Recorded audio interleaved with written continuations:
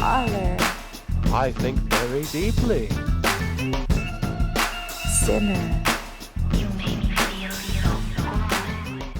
Hey, what's up, everybody? This is Derrick Pierce, and on the opposite side of the table, I'm gonna go do an intro for him. That's Kip right there, the man, the myth, the legend. Hold on, I'm gonna give it to you. Okay. I just wanted everybody to know that we're coming straight out the hoods of Agora Hills right here. Okay, The hood of Agora in the Hills. the hoods of Agora Hills The right mean now. streets Yeah, of Agora that's what it Hills. is. Because the shit is heavy out here. Is it really heavy out here? It's so heavy. I'm gonna go ahead and let Kip do his intro right now.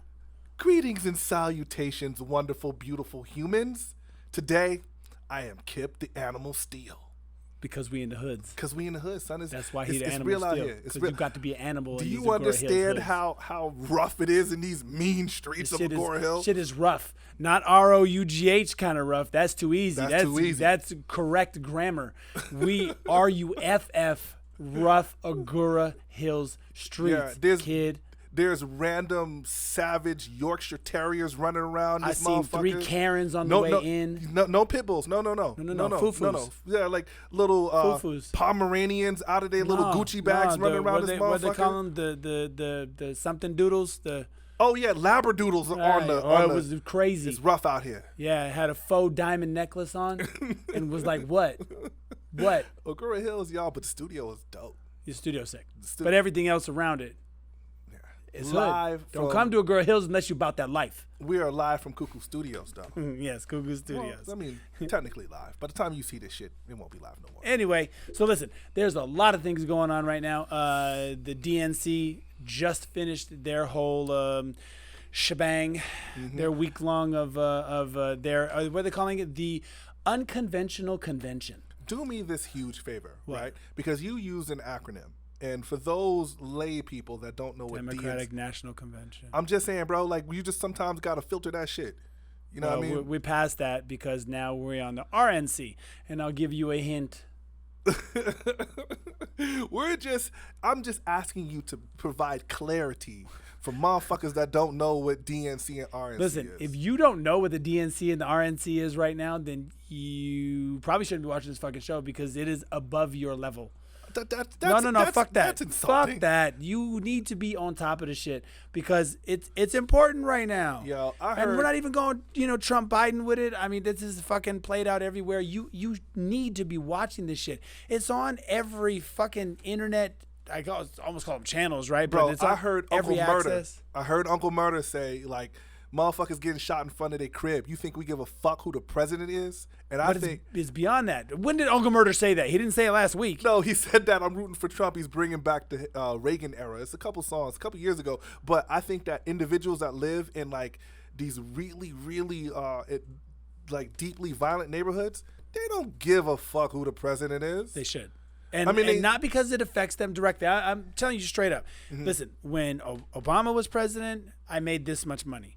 When Trump became president, I made this much money. Like, my taxes are relatively the same. That tells you how much I make. Right, but if you're below the tax bracket, if you're impoverished and it's a generational cyclical poverty, like you're impoverished, your think you were fucked either grandfather way. was in poverty, like it don't make no difference who the president is. You still fucked up either way. Right, but now it's transcended that. Now it's not just about being above or below the poverty line. Right. Now it's, social issues, systemic racism and overt racism and being woke. Wow, I watched something on JP Sears, who's a YouTube guy, and he did this whole fucking thing on being woke.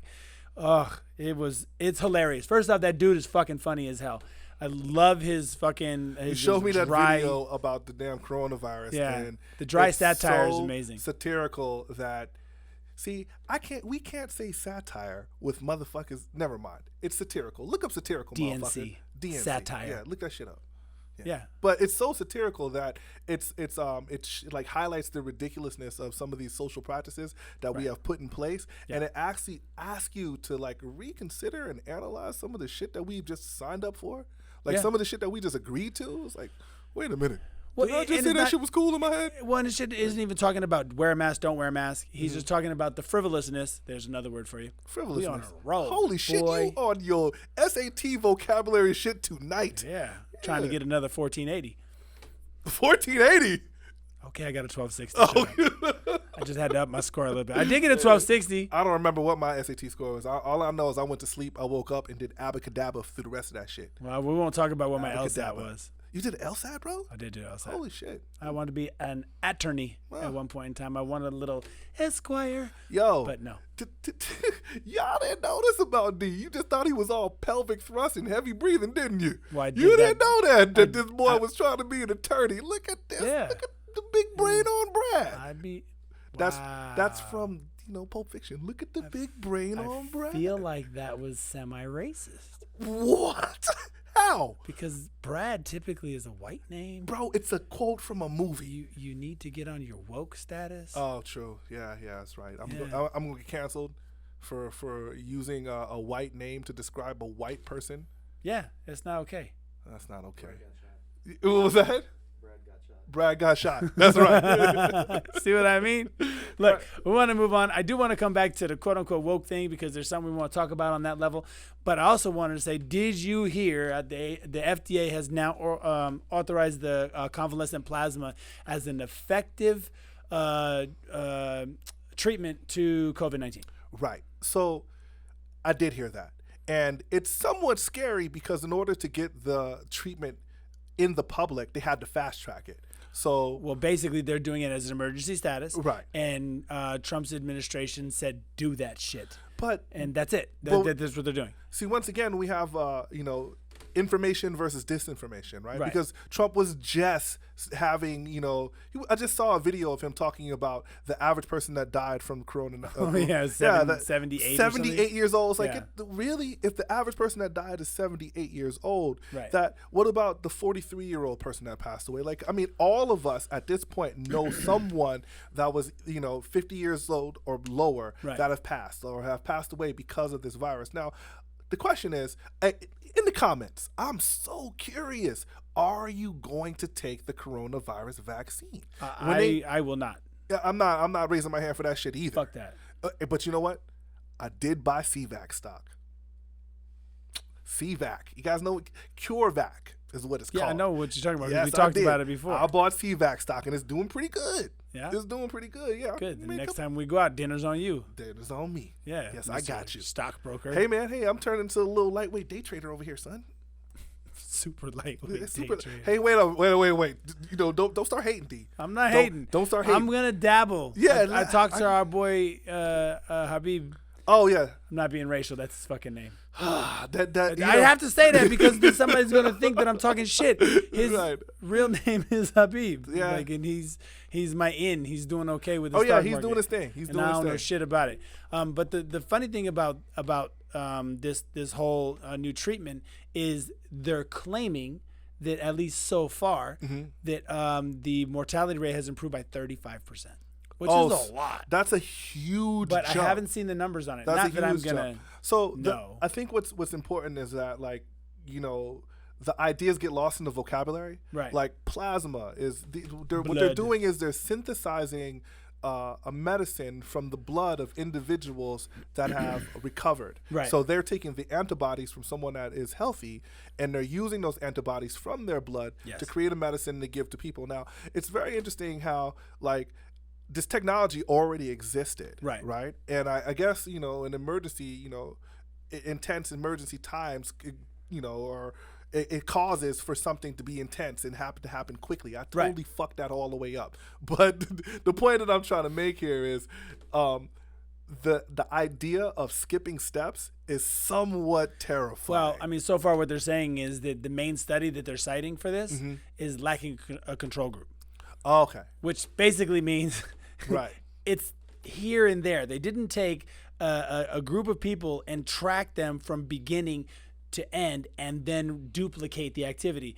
And they said that that's a huge step because other people have tried, other laboratories have tried to recreate this and they haven't been able to. But see, this medication is not a vaccine. This medication is a treatment. Right. This medication does not prevent you from getting the virus. It'll heal you once you get it. And I think that, like, I have a colleague, right, who has a lifelong friend who was only about like 43 years old or so, who just passed away of the coronavirus. It's so heartbreaking. And I think that, given the current circumstances, if you're on a ventilator and it's not looking well, that 35% increase I'm all in for survival is great. Like, if you want to give me 35% more of living and being with my friends and family and just seeing the fucking sunrise, sign me up. But I also think that, I mean, you can only skip so many steps.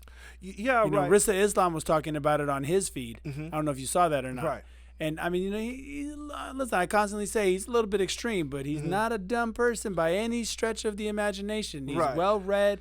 He's educated, to the nth degree on a lot of these things, and he has some really strong points that he points out. Well, when it comes to like medicines in the black community, there is a distrust that has a historical precedence. I wonder why. Well, I mean, the Tuskegee experiment actually happened. Right. It actually happened. They gave these people syphilis. They injected syphilis into black people, trying to see what is it going to do to a black person. They told them that they had bad blood. That was the thing. So look, we're going to treat your bad blood. And they ended up, it was a government-funded program. So now, here we are, I forgot the date for the Tuskegee experiment, but if I look it up, we're like 60, 70 years removed, and I'm supposed to be like, oh yeah, sure, let me try this new medicine. Thank you, Uncle Sam.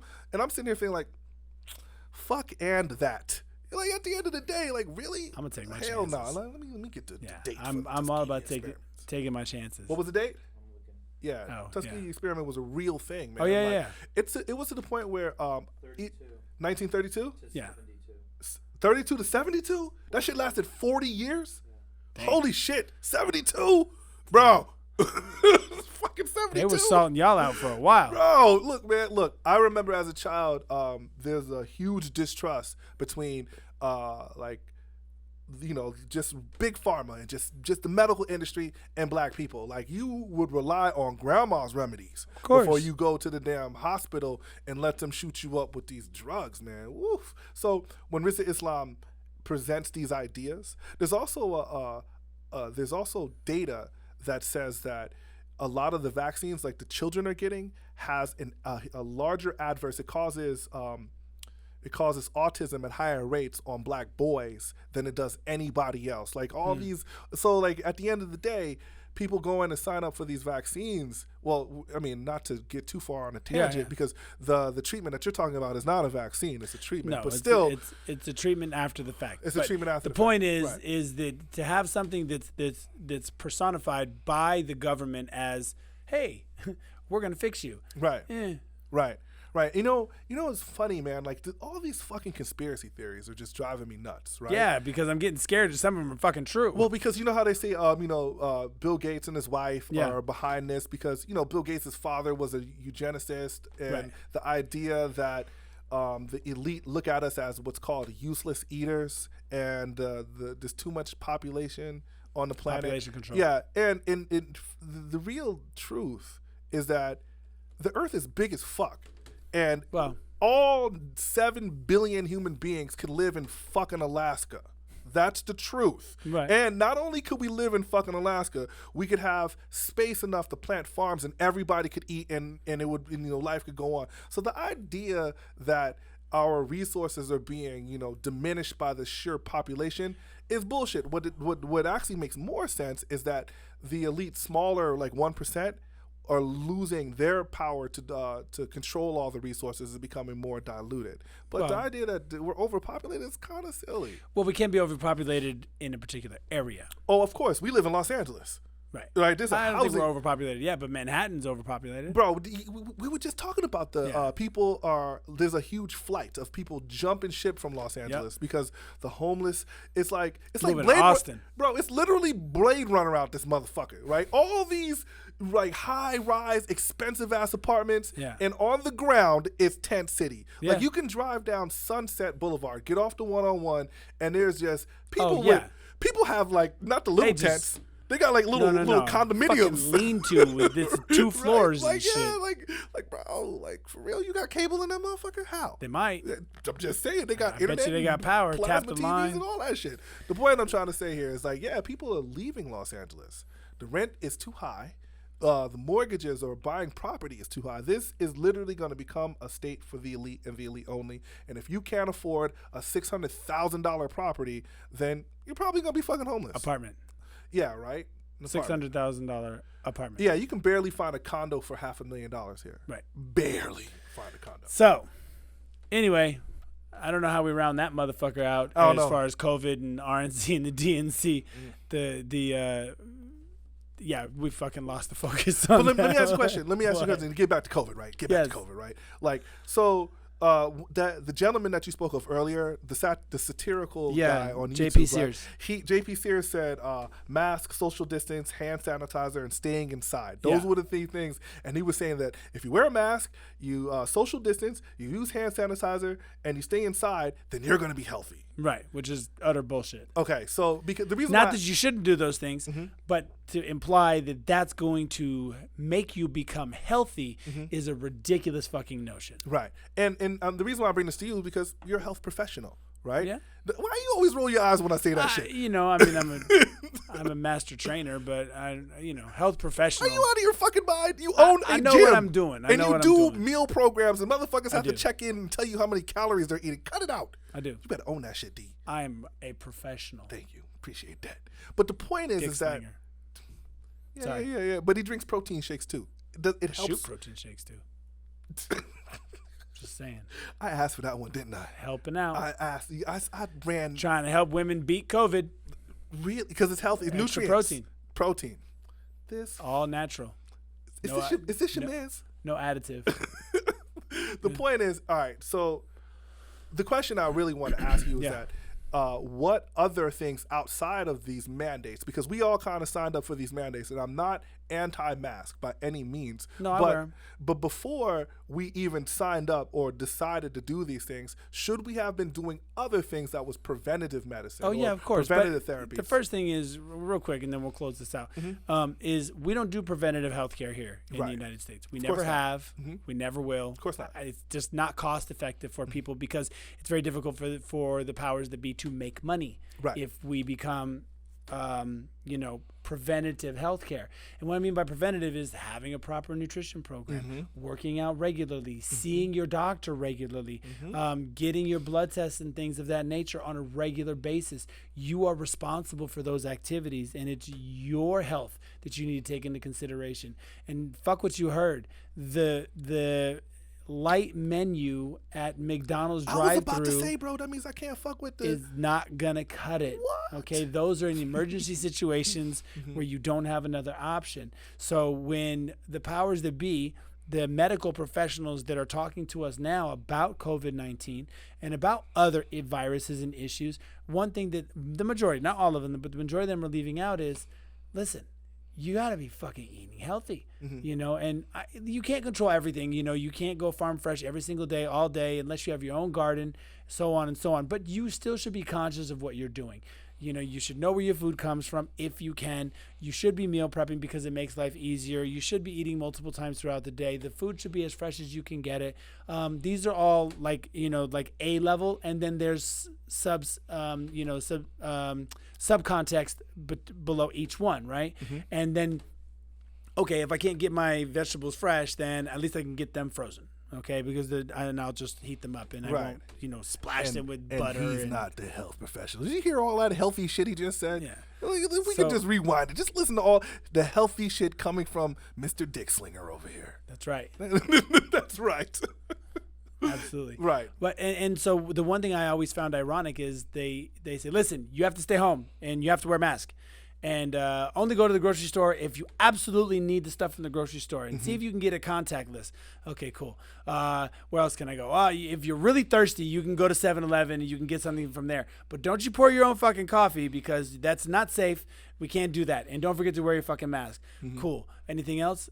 You can get alcohol too from the liquor store. Okay. You can get those things. What about food? Yeah. Drive-through is okay. Contactless is okay. Yeah. What about the gym? The gym? Are you fucking crazy? Can't go to the gym. Are you mental? You're going to go to the gym where all those viruses and diseases are?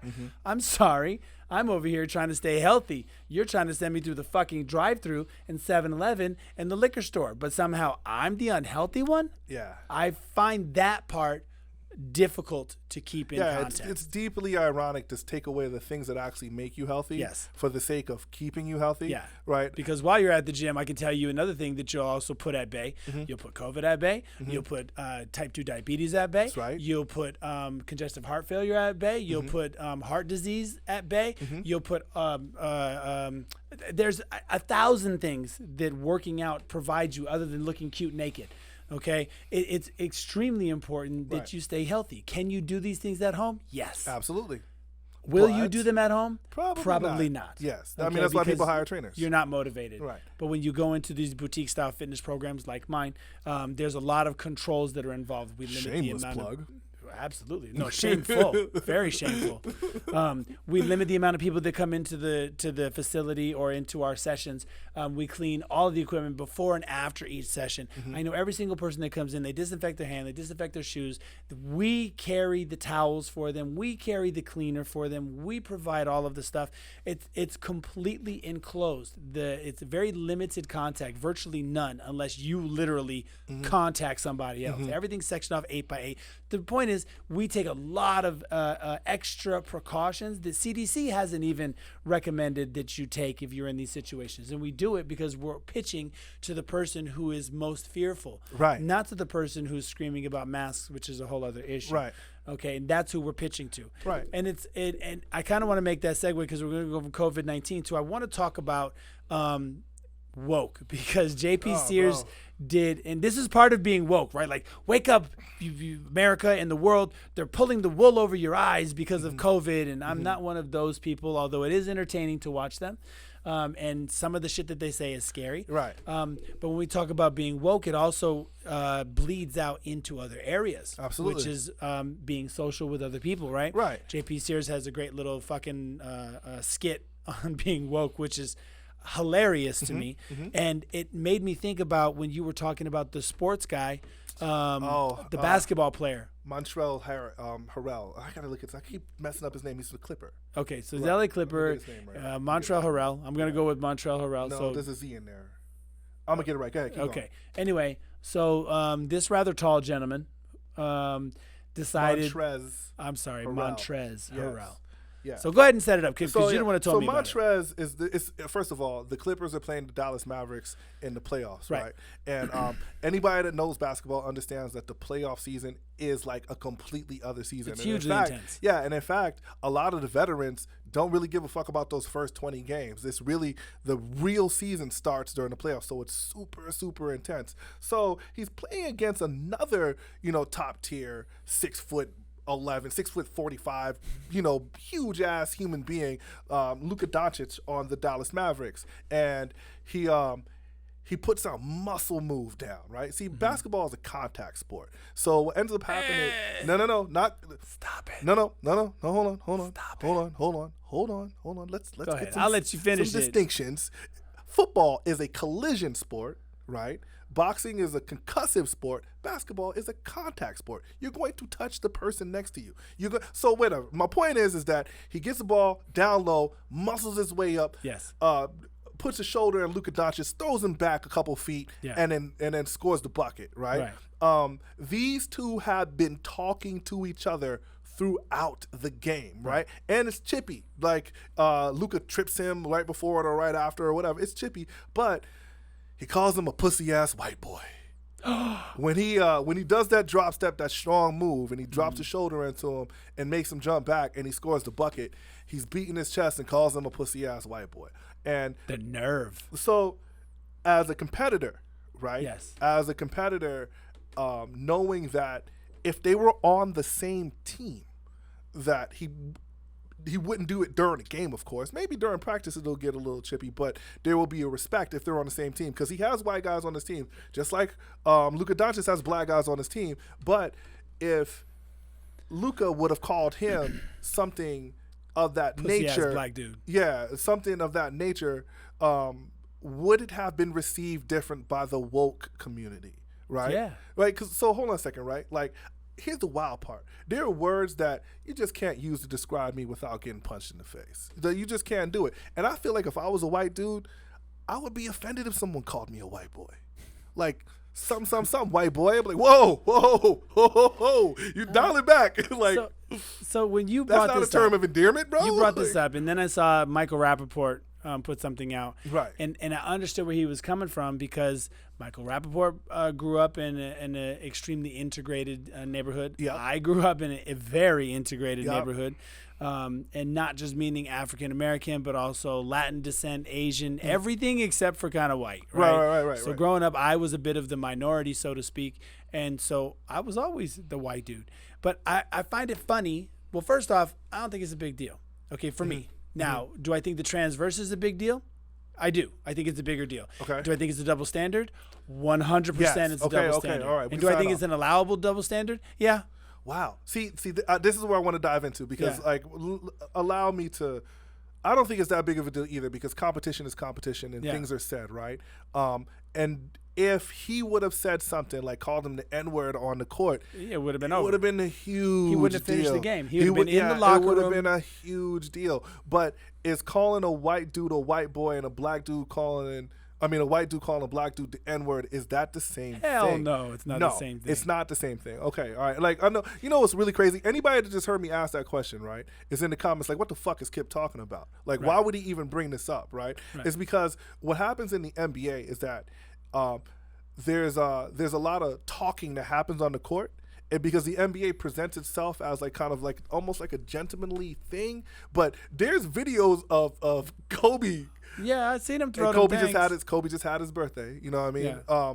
But there are videos of like your favorite NBA player talking crazy Trash. shit, talking shit. They could never mic the NBA or have a mic on the court because it just isn't that family sport anymore. When you can actually hear, if you sit courtside, you hear these dudes talking shit, it gets kind of brutal out there. Of course. They're trying to get in each other's head. Of course. So I think, and this is completely abstract because I watch real sports. So, no, I'm just kidding. Basketball players are true athletes. They really are, 110% true saying. athletes. They're just not my kind of athletes. I appreciate that. I can take Okay. that.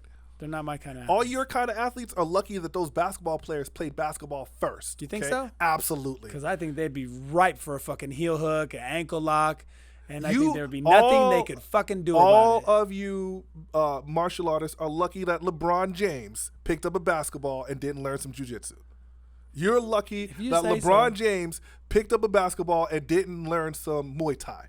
Do you we- understand hey, what a 6'8", 260-pound dude We saw leg what kicking Bruce you Lee could do? did to Kareem. That was bullshit. I don't care. it was life That was in art. some bullshit. It was life in art. Like, you guys Kareem are never had a lucky. shot.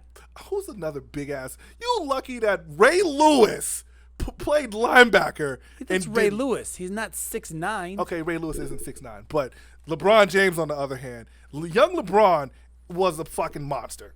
270 pounds, 6'8". He'd have got the rest of his hairline pushed back. Bro, this weight class is for a reason. If he would have trained, he would have been absolutely ridiculous. Anyway, moving on.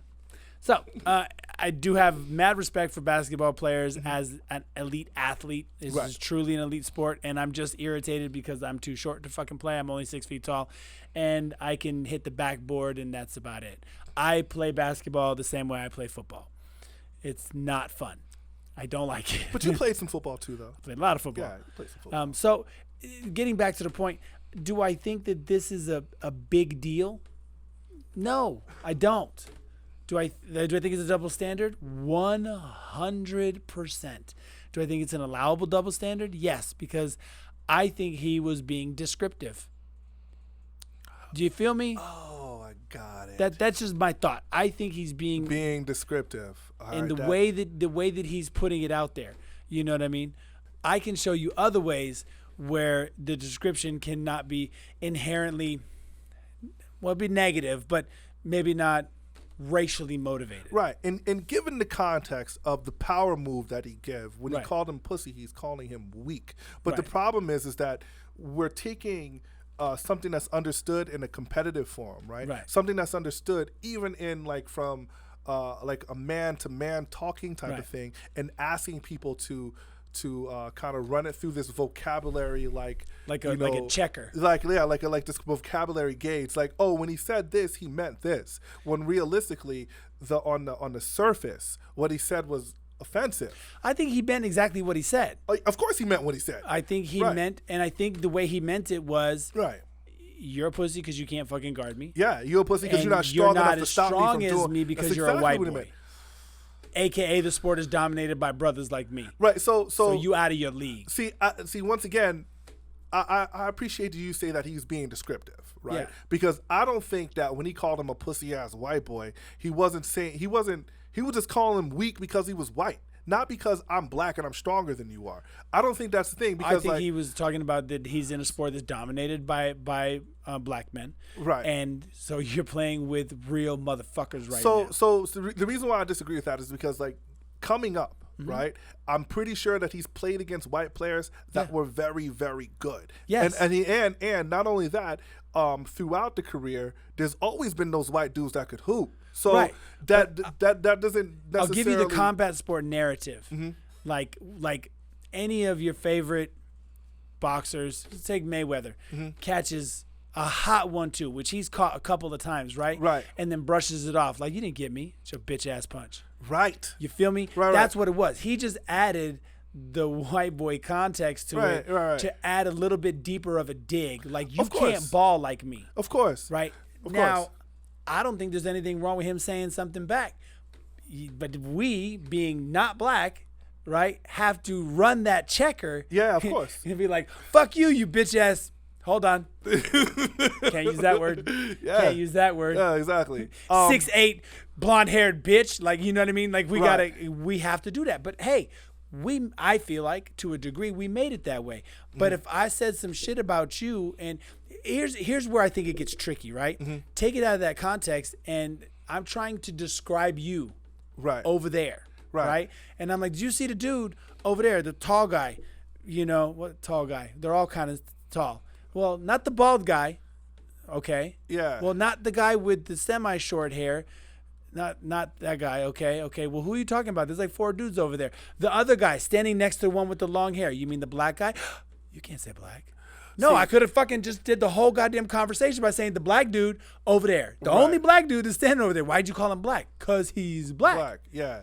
Well, back to the idea of what's woke and what's not, right? Right. That would be not woke. Like, I think if we're going to coin a term, some of this woke shit is toxic. Oh, it's fucking stupid. Right? Like, so I keep telling everybody that I'm not a fan of the term African American. I just say black. Right.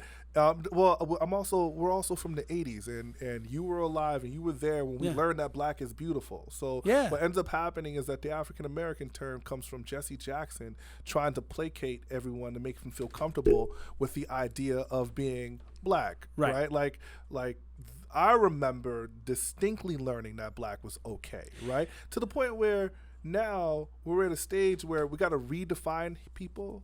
And my problem with African American is that it confuses me with an immigrant, right? Someone that immigrated from the continent is an African American. And I always thought it was weird that they put the continent of origin first. Italian American, Irish American. Right. Aren't you American? Yeah. So why can't you be American Irish? Well, that's an interesting point. And I don't know. I'm just asking. Right. Like, if I'm an American first, then why can't I be American first? But like for you, since you are French and Italian, correct? Yeah. So, but nobody ever, like we said this last week, nobody ever asked you, like you're just white. Right. You know what I'm saying? Like, absolutely. And in fact, when people think about Americans, they think about someone that looks like you. They don't look at me and say they think about someone that looks like me as an American. Like, I almost have to be like, yeah, like motherfuckers was out there in North Carolina picking tobacco. Yeah, that's how my history goes. If you really want to know, that's American as fucking apple pie. That's how it works. Unfortunately, it is.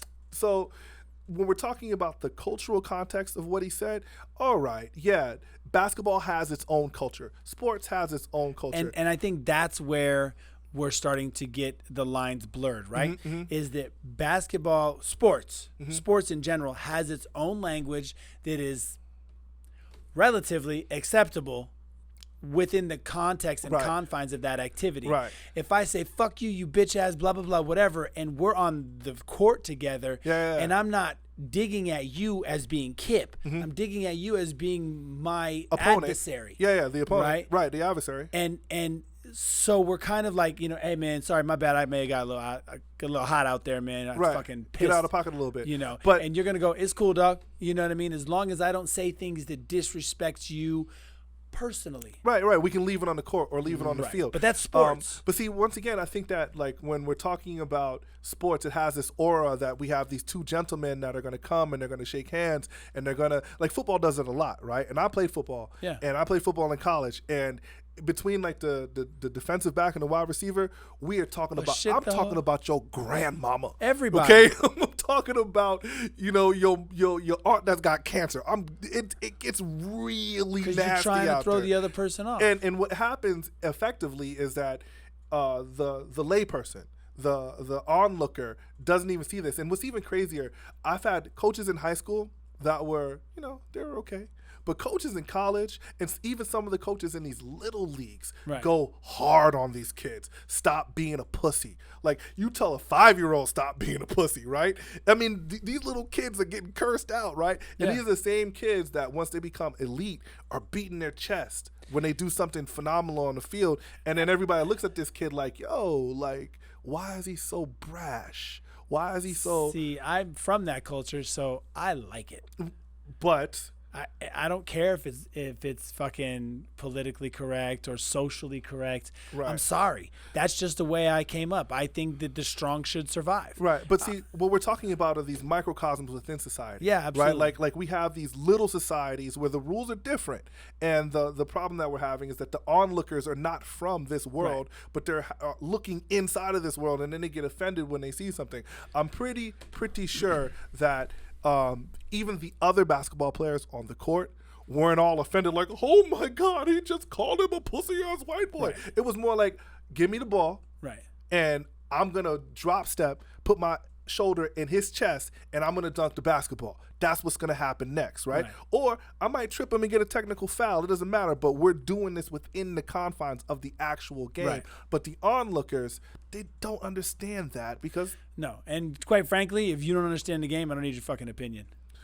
That might not be right, but if you're not part of that culture, we watch MMA together, and I've watched people and hear people comment, and I'm like, the fuck are you talking? Have you ever climbed into a cage? Right. Have you ever rolled with anybody? Right. Have you ever exchanged punches? No? Then shut the fuck up with your armchair black belt having ass. Right. Sit down with your popcorn and your bag of chips and watch and learn. Stop saying ooh when it fucking bounced off his arm and didn't hit him in the face, and start screaming because you think something happened. Learn the game. But see, that's the thing, though. That's why sports is so beautiful, because it literally is the fantasy that's actualized in front of you. You were not 6'8". You did not roll. Right. You did not take a leg kick. Right. Right. So when you're watching these things, you can vicariously put yourself into the cage, regardless if you know what the fuck you're doing or not. Yeah, but it's such a skewed view. Of course, it's a skewed view, but that's the whole point. Fuck your skewed view. That's the whole point of having the elite in the average, in the below average. Like me, bro, I love mixed martial arts. Average. I've been studying, like when I was watching, thank you, I'm very above average. Yes, I am, in every way possible. Yes. But when we were watching the Cormier Miocic fight, right? Like, I've been watching Cormier's career for a while. Like, I know that he's a Division I collegiate wrestler. I know that he's an Olympic wrestler. And I was like, how come he just didn't take him down? Stipe only weighed 230 pounds. This is the lightest heavyweight that he has fought in years. Right. He can take him down. He should be able to take him down. Whereas when we were watching the other fight, and the little dude that was behind you that was beating his chest, I'll bet you $100. And got hammered. He got hammered, right? Dude took a shot in the shoulder, and he was acting like, oh my God, like he got like, bro, what the fuck are you talking about? Right. That's all I'm saying. Just know the basics of the game. Right. And then be able to defend your point. But I'm a debater, so you know what I mean? I have a hard time to watch certain activities with other people who don't understand it. Right. That's like me watching golf. I'm like, why didn't you just knock shit out of the ball? Like, you don't understand. It's a science. Yeah. And I'm like, whatever, dude. So dude, I think your golf analogy is perfect, because I don't know diddly squat about golf, right? So I don't know when to get excited, when not to. You know what I'm saying? I'm just watching like, all right, man, shit. You would think the more black people want to play golf because they finally get to hit a white ball. Is that what this really? I'm just saying. Really? It's not like pool. Everything boiled down to some wild racist shit. I'm just saying, it's You not know like why? pool. Hey, like hey. you don't sink the black ball and then you win. The But white you know ball what? does not dominate You know the what? table, kid. By your same token, more black folks should like bowling then, because you get to take the black ball with and the white smash pins. all the 8 white It's dudes one- that are there. it's Are there 8? one- Is it 8 12. pins? 12? Or 12. smash all 12 dudes. The One white pins. strong It's symbolic of one strong black ball. dude Or destroying. Black thing. Yeah, thing, you know. Inanimate Bowling. object. Yeah. All right, so which one are you watching on TV? You got to choose. Bowling. You watching bowling or golf? Yeah, because at least I get to watch and be like, when you hear the strike. The golf, I don't give two fucks. Okay. Bowling or fishing? Bowling. I give a fuck about Really? fishing. Okay, I'm not watching none of that shit. I like sushi. I'm just not trying to catch it. True. Yeah, I don't care. So Luka Doncic is an athlete doing something athletic. Yes. And so is my man Montrell's. I'm screwing his name up. Yeah. They're both athletes. Absolutely. Doing an athletic undertaking. And at the absolute highest apex. level, period. Yes. Right? It's intense, and there is a culture that is different from the culture that the viewers are looking at. Absolutely. Right. And what's even crazier is that you can't hear him say it. But when you read his voice in slow motion, when you read his You lips, hear the whole damn you thing. You can hear him say it. He was like, pussy ass white boy. I was like, yo, he pronounced every syllable. He wanted your granddaddy to know he called you a pussy in front of everybody. But, I mean, that shoulder in the chest kind of called him a pussy, though. You know what I Well, mean? yeah. You have to dominate. You have to, but that's the purpose of the sport, right? That's the purpose of most sports, is domination. And It's not- you can't show weakness either. Hell no.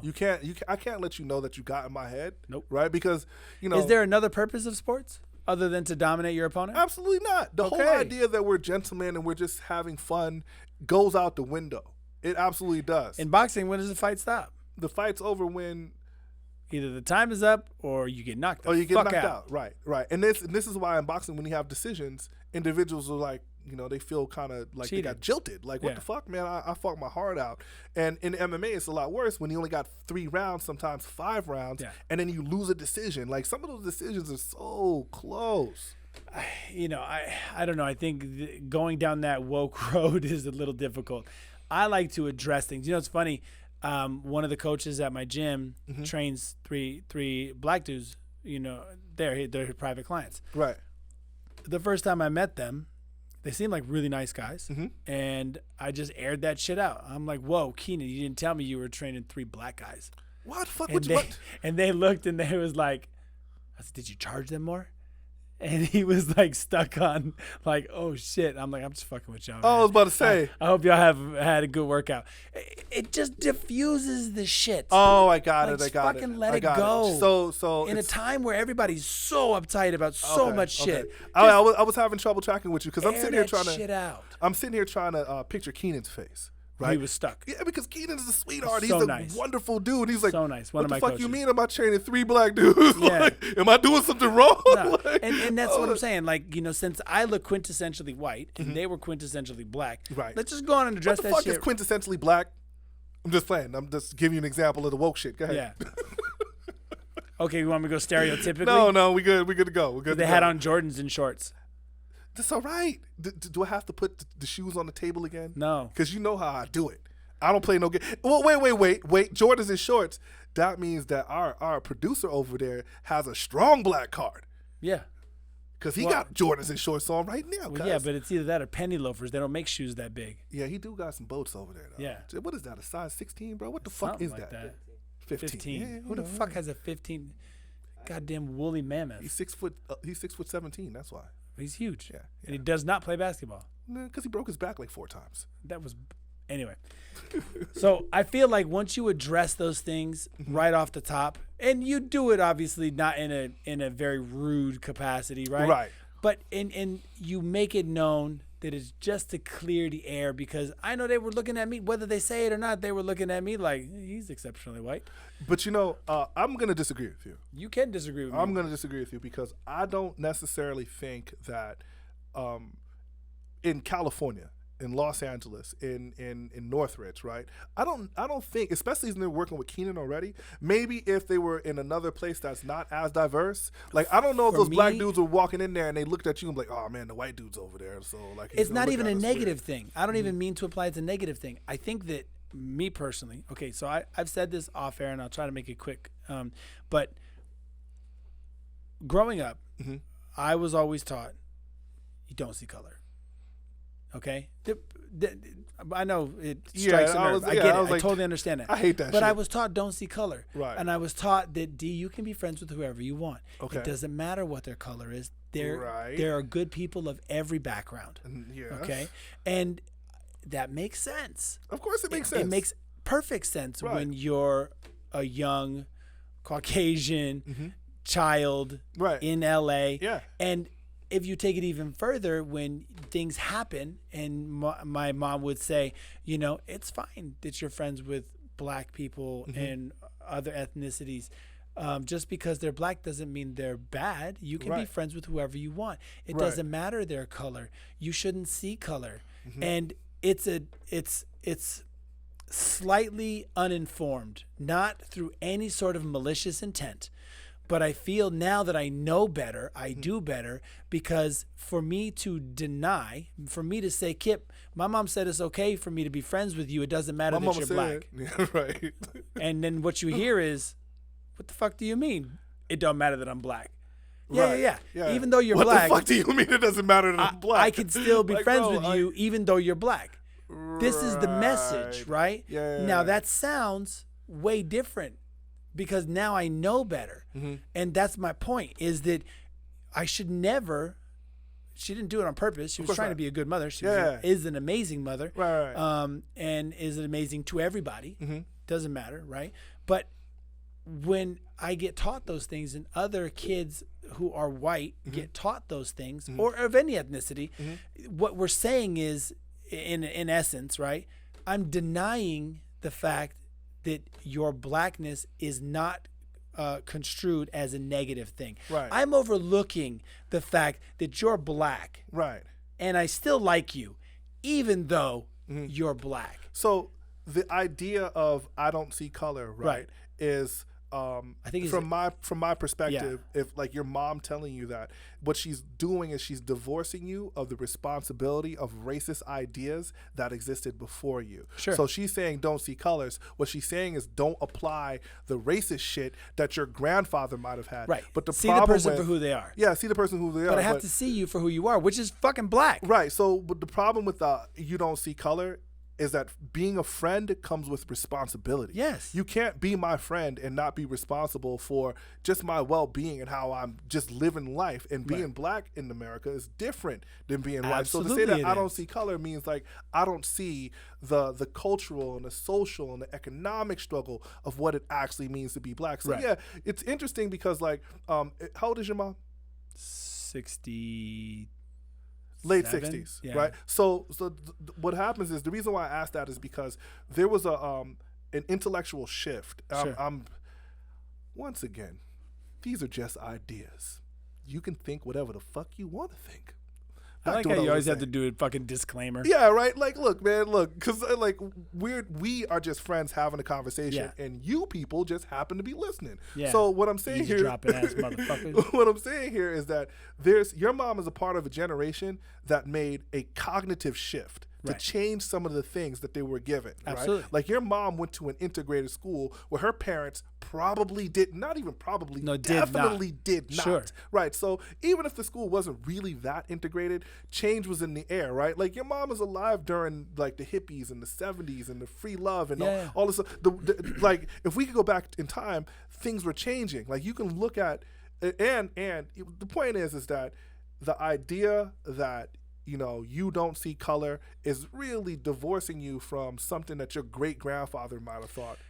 And the mental shift came for me when I saw Jane Elliott, which is the blue-eyed, black-eyed experiment. Bro, Jane Elliott is a fucking gangster. She's a beast, man. And I would never fuck with that little old lady, man, because her intellect is bar none.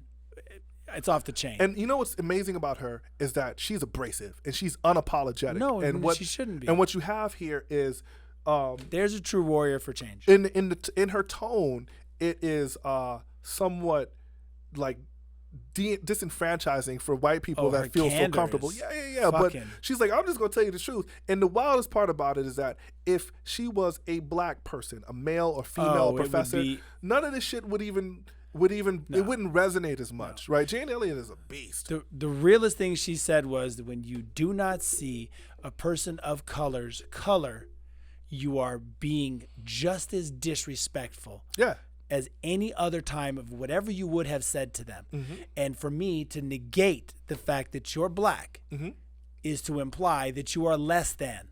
Right. And not acknowledging that you are black, obviously. Right. You know what I mean? So for me to act like I don't see color, right? It's like, and then it's demeaning. Once again, that goes back to my contention with the whole term African American, because what it does is it paints black people in this country with one brushstroke, like everybody's covered under this right. Because straight up and down, if you're a Nigerian and you moved here, some of those people they are black people, by race, but culturally they're not black people. They have like my Nigerian friends and my Ghanaian friends have this war for jollof rice. It's a dish, right? They argue over this shit, right? It's a real big deal. It's a big deal, right?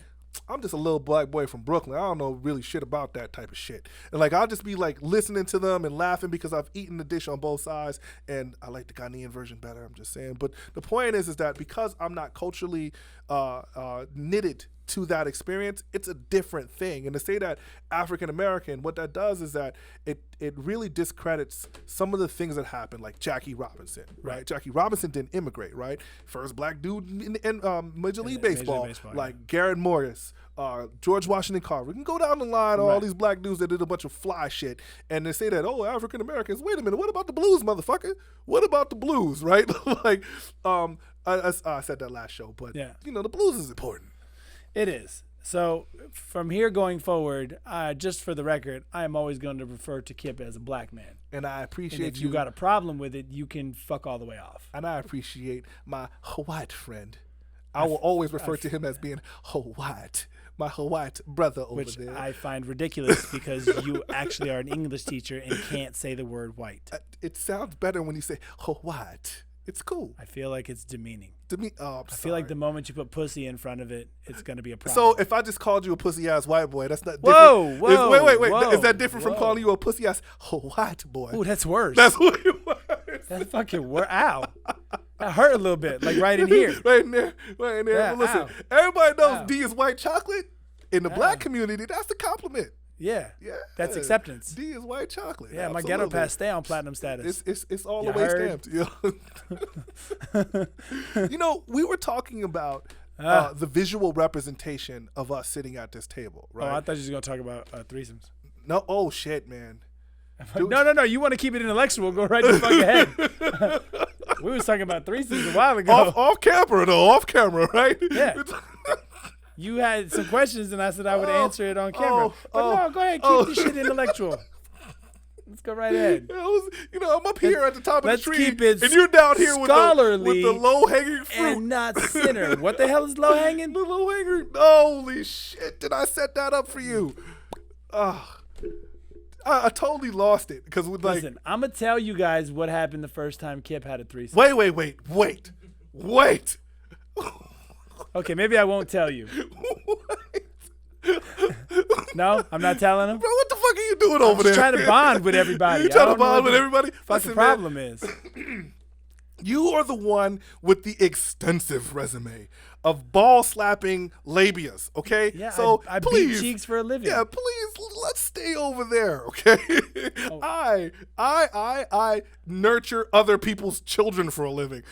The idea of me diving dick first into two bitches is something that is not necessarily savory. You know what? I apologize that I said such a disgusting thing about you. How dare I ever think that you would want to have sexual orientations with two other females? Sexual orientations with two females? I am ridiculous, and I truly apologize to my very close black friend Kip. I am the scholar over here. Yeah, and I am. I must have misinterpreted the context. I'm purely righteous over here. Just strictly for scholarly reasons, you had a question or two that I was going to answer. So if you wanted to, I don't even remember the question. It had something to do with threesomes. I don't remember what the hell it was. So It was something. how did you end up in the first threesome? And was it on the camera first threesome? or was it off camera? No, that shit was off camera. You had off-camera threesome Yeah, first? yeah. It was 2 trainers at the gym that I was a trainer at. What were their names? Bill and John?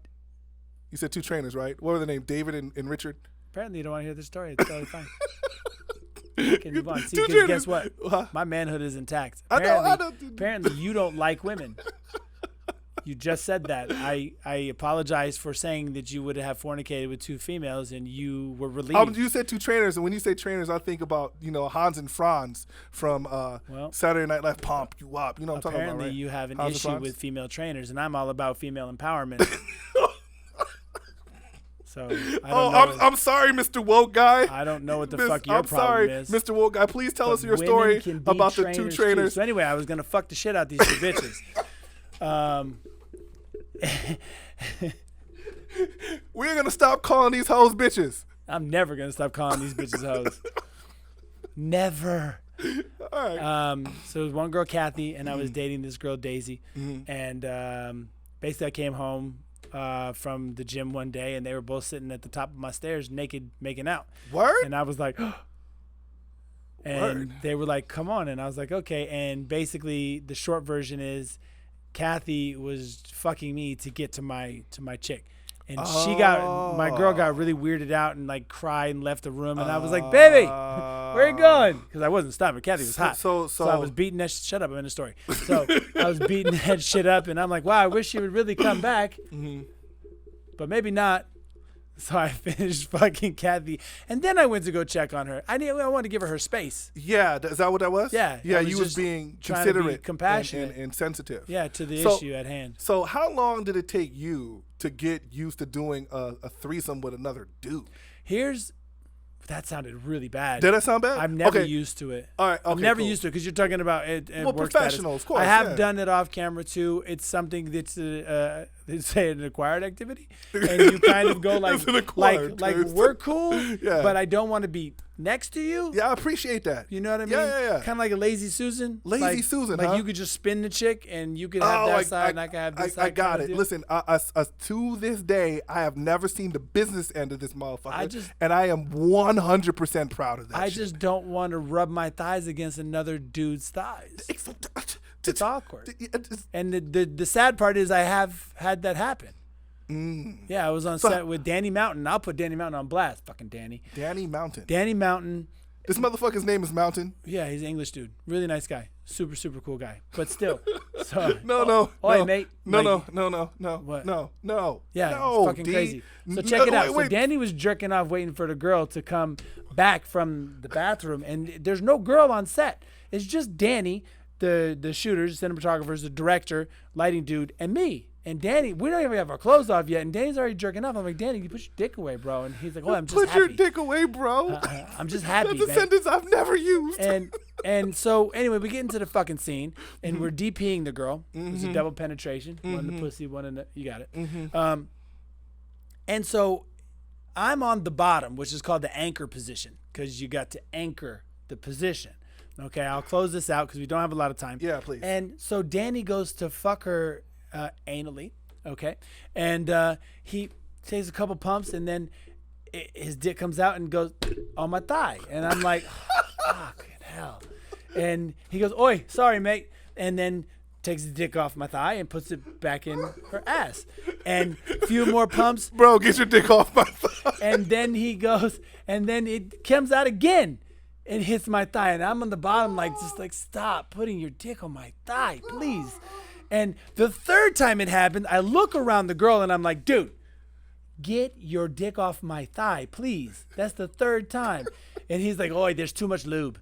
And so it was just an awkward fucking thing because Danny kept accidentally dropping his dick on my thigh. Holy shit. Yeah. See, So I think that would have been the day I quit. PTSD. Slightly. You know what? I think I would. And his name is Mountain. Yeah, Danny Mountain. Yeah, right. So, Look him up. Nice guy. No, I'm not looking Danny Mountain up because You may already have. I don't want to see Danny's Mountain. Listen, we appreciate you guys joining us this evening. Well, for us, it's evening. For you, it might be daytime. You might be on your way to work in the morning. We don't fucking know, okay? But we appreciate you guys listening and watching. And if you haven't subscribed, you can subscribe, like, and comment, please. Yeah, definitely comment. Yes. Because the shows are just going to keep getting better. We're at our new home here in Cuckoo Studios, Scholar and Center.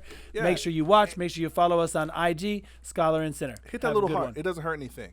And, yeah, he's D to Animal Steel. We're good. Shit.